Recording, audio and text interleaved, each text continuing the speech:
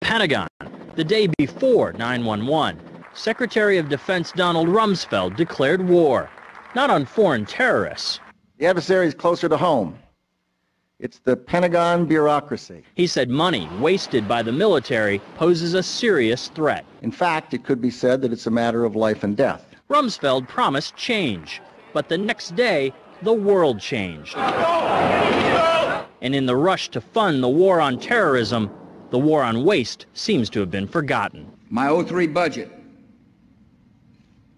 calls for more than $48 billion in new defense spending. More money for the Pentagon when its own auditors admit the military cannot account for 25% of what it already spends. According to some estimates, we cannot track $2.3 trillion in transactions. $2.3 trillion with a T. That's $8,000 for every man, woman, and child in America. To understand how the Pentagon can lose track of trillions, consider the case of one military accountant who tried to find out what happened to a mere $300 million. We know it's gone, but we don't know what they spent it on. Jim Minery, a former Marine turned whistleblower, is risking his job by speaking out for the first time about the millions he noticed were missing from one defense agency's balance sheets. Minery tried to follow the money trail, even crisscrossing the country looking for records. The director looked at me and he says, "Why do you care about this stuff?" It took me aback, you know.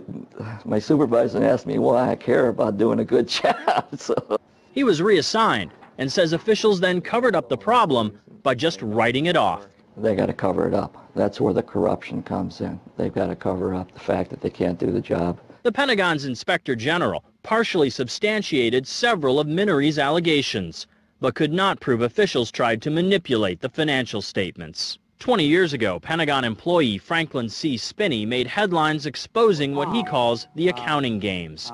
He's still there, and although he does not speak for the Pentagon, he believes the problem has gotten worse. Those numbers are pie in the sky. The books are cooked routinely year after year after year. Retired Vice Admiral Jack Shanahan commanded the Navy's Second Fleet the first time Donald Rumsfeld served as Defense Secretary. With good financial oversight, we could find $48 billion in loose change in that building without having to hit the taxpayers. In the 2.5 minutes since this report began, the Pentagon has spent nearly $2 million, and it may never know where 25% of those tax dollars went.